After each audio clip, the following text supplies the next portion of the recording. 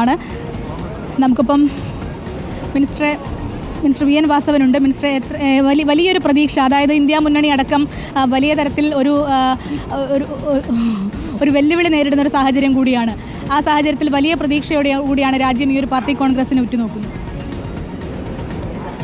നമ്മുടെ രാജ്യത്തിലെ ജനങ്ങൾ CPIഎമ്മിൻ്റെ പാർട്ടി കോൺഗ്രസിനെ പ്രതീക്ഷയോടെയാണ് ഉറ്റുനോക്കുന്നത്.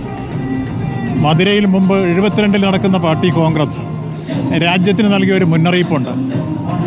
സമീപകാല ഭാവിയിൽ ഇന്ത്യൻ ഭരണാധികാരികൾ അമിതാധികാര ശക്തിയായി മാറുമെന്നും അർത്ഥഫാസിസ്റ്റ് ഭീകരതയിലേക്ക് പോകുമെന്നും അന്ന് മധുര പാർട്ടി കോൺഗ്രസ്സാണ് 72 രാജ്യത്തിന് മുന്നറിയിപ്പ് നൽകിയത്. അതുപോലെ സംഭവിച്ചു. അടിയന്തരാവസ്ഥ 75 പ്രഖ്യാപിച്ച് ഇപ്പോൾ വർത്തമാന കാലഘട്ടത്തിൽ വീണ്ടും മധുരയിൽ ഒത്തുചേരുമ്പോൾ രാജ്യത്ത് വരാൻ പോകുന്ന നവഫാസിസ്റ്റ് ഭീകരതയ്ക്കെതിരെ രാജ്യത്തെ എല്ലാ തരത്തിലുള്ള ജനാധിപത്യ വിശ്വാസികളും മതനിരപേക്ഷ ശക്തികളും ഒരുമിക്കണം എന്ന ആഹ്വാനമായിട്ടാണ് CPIഎമ്മിൻ്റെ പാർട്ടി കോൺഗ്രസ് മധുരയിൽ വീണ്ടും ചേരുന്നത്. കാരണം ഇന്ന് രാജ്യം അഭിമുഖീകരിക്കുന്ന ഏറ്റവും പ്രധാനപ്പെട്ട ദേശീയ പ്രശ്നം വർഗീയതയാണ്, വിഭാഗീയതയാണ്, വിധ്വംസക പ്രവർത്തനങ്ങളാണ്. ഇന്ന് ഭരണത്തിലിരിക്കുന്നവർ അതിനെല്ലാം ഭാഗവാക്കായി അല്ലെങ്കിൽ അവരതിൻ്റെ വക്താക്കളായി മാറിക്കൊണ്ടിരിക്കുക. അതിനെതിരായ അതിശക്തമായ ഒരു നിലപാടായിരിക്കും CPIഎമ്മിൻ്റെ ഈ പാർട്ടി കോൺഗ്രസ് സ്വീകരിക്കുക. അതായത് വർഗീയതയ്ക്കെതിരെയും നിലവിലുള്ള അർദ്ധ ഫാസിസ്റ്റ് സർക്കാരിനെതിരെയും ഒക്കെ വലിയ നിലപാടുകൾ സ്വീകരിക്കുന്ന തരത്തിലേക്ക് പാർട്ടി പോകുമെന്നാണ് എല്ലാവരും സംസാരിക്കുന്നത്. നമുക്കിപ്പം വനിതാ സഖാക്കൾ വീണ്ടുമുണ്ട്.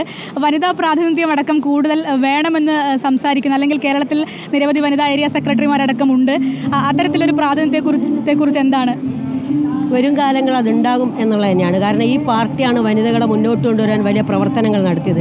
ജനകീയാസൂത്രണം കഴിഞ്ഞ് പിന്നീട് തദ്ദേശഭരണ സ്ഥാപനങ്ങളിലേക്ക് 50% മേലെ സ്ത്രീകളെ കൊണ്ടുവന്നു.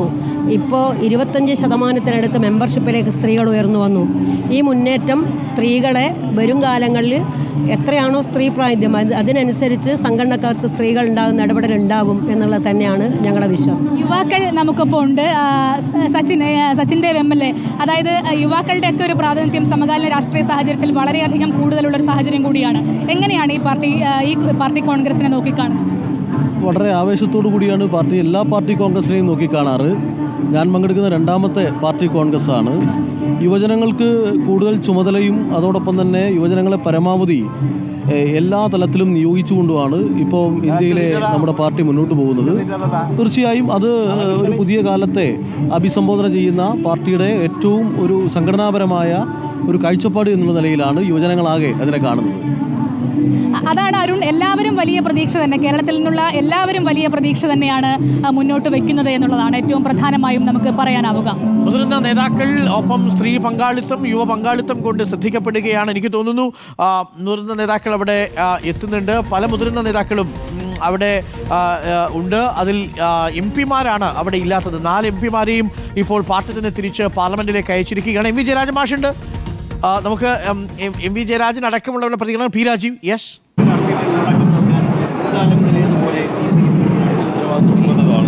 നമ്മുടെ ഇതുവരെയുള്ള പ്രവർത്തനങ്ങൾ വിലയിരുത്തുക, അടുത്ത 3 വർഷത്തേക്കുള്ള രാഷ്ട്രീയ സമീപനം എങ്ങനെയായിരിക്കണമെന്ന് തീരുമാനിക്കുക. അതിങ്ങനെ ജനാധിപത്യപരമായിട്ടുള്ള പ്രക്രിയ ഉള്ള ഏക പാർട്ടി CPIഎം ആണ്. ഇപ്പോൾ ബ്രാഞ്ച് തലം മുതലുള്ള അഭിപ്രായങ്ങൾ നമ്മുടെ രാഷ്ട്രീയ നയത്തിൽ ഇവിടെ പാർട്ടി അംഗങ്ങളുടെ അഭിപ്രായം, ഘടകങ്ങളുടെ അഭിപ്രായം, വ്യക്തികളുടെ അഭിപ്രായം, അവനോടുള്ള പാർട്ടിയുടെ പ്രതികരണം എല്ലാം ഇവിടെ അവതരിപ്പിക്കും. ഏതൊരു പ്രതിനിധിക്കും അത് സംബന്ധിച്ച് ഭേദഗതികൾ അവതരിപ്പിക്കാം, വേണമെങ്കിൽ വോട്ടിനിടാം.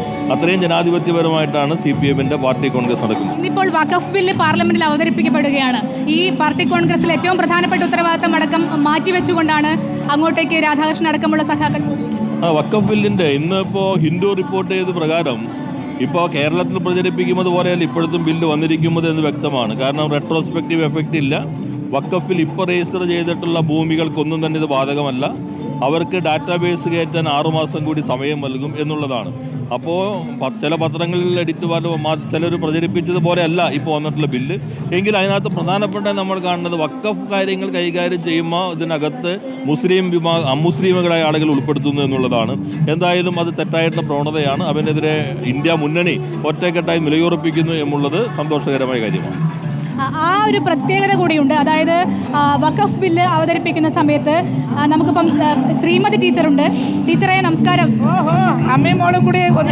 ടീച്ചറെ, എത്രമാത്രം ഒരു സ്ത്രീ പ്രാതിനിധ്യം കൂടിയാണ് നമ്മൾ പ്രതീക്ഷിക്കുന്നത് ഒരു സമകാലീന രാഷ്ട്രീയ സാഹചര്യത്തിൽ? എത്രമാത്രം പ്രതീക്ഷിക്കുന്നുണ്ട്? നിലവിൽ PB-യിൽ 2 സ്ത്രീകളാണുള്ളത്. പ്രതീക്ഷയ്ക്ക് ഇവിടെ യാതൊരു സ്ഥാനവുമില്ല. തികച്ചും പ്രായോഗികമായിട്ടുള്ള നിലപാട് നമ്മുടെ party, communist party of India Marxist, അതിൻ്റെ നേതൃത്വം എന്ന് പറയുന്നത് പ്രായോഗികമായിട്ടുള്ള നിലയിൽ എല്ലാ തീരുമാനവും എടുക്കും. മാത്രമല്ല കാണെ ഞങ്ങളുടെ പാർട്ടിയിൽ സ്ത്രീകളുടെ എണ്ണം വർദ്ധിക്കുന്നു, എല്ലാ തലങ്ങളിലും വർദ്ധിക്കുന്നു. പണ്ട് ഒരു പഞ്ചായത്തിൽ ഒരു 3-4 പാർട്ടി മെമ്പർമാരുണ്ടായിരുന്നത് ഇപ്പോൾ അങ്ങനെയല്ല. കേരളത്തിൽ തന്നെ 25%-ഓളെത്തി, ചില ജില്ലകളിൽ 30% കവിഞ്ഞു. ഇതിന് സൂചിപ്പിക്കുന്നത് പാർട്ടി മെമ്പർഷിപ്പ് മെമ്പർഷിപ്പിൽ നിന്ന് ഫുൾ ടൈം ആയിട്ട് കേഡർമാർ വരുമ്പോൾ അതിനനുസരിച്ച് എല്ലാ തലങ്ങളിലും നമ്മുടെ വനിതകൾ ഉയർന്നു വരും. അതായത് ജനറൽ സെക്രട്ടറിയായ ഒരു സ്ത്രീയെ പ്രതീക്ഷിക്കാം. അങ്ങനെ ഒരു ചോദ്യമല്ല, എല്ലാ തലങ്ങളിലും ഉയർന്നു വരും എന്ന് ഞാൻ പറയുമ്പോൾ അതിനെല്ലാ അർത്ഥമുണ്ട്. അതാണ് അരുൺ ടീച്ചർ പറയുന്നത്. എല്ലാ തരത്തിലും സ്ത്രീകൾക്ക് വലിയ പ്രാതിനിധ്യം സമകാലീന സാഹചര്യത്തിൽ CPM കൊടുത്തുകൊണ്ടിരിക്കുന്നുണ്ട്. ആ ഒരു സാഹചര്യം കൂടി മുന്നിൽ കണക്കിലെടുത്തുകൊണ്ട് സ്ത്രീ സെക്രട്ടറി ആകുമോ ഇല്ലയോ എന്ന് ഉറപ്പിച്ച് പറയുന്നില്ലെങ്കിലും താൻ പറഞ്ഞതിലെല്ലാം ഉണ്ട് എന്ന് പറഞ്ഞ് അവസാനിപ്പിക്കുകയാണ് ശ്രീമതി ടീച്ചർ. ഇവിടെ നിരവധിയായ നേതാക്കളുണ്ട്. നമുക്ക് നേരത്തെ